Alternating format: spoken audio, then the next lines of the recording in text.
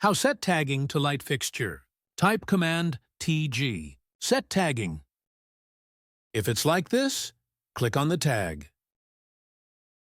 Go to Edit Family.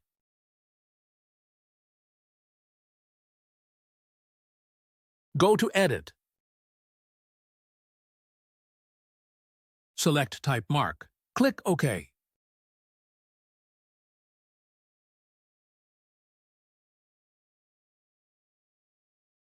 And load into the project. Overwrite the existing version.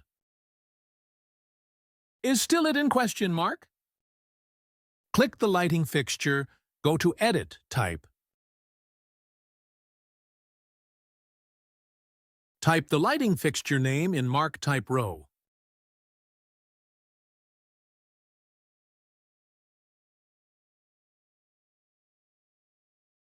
And also we can remove the leader and box.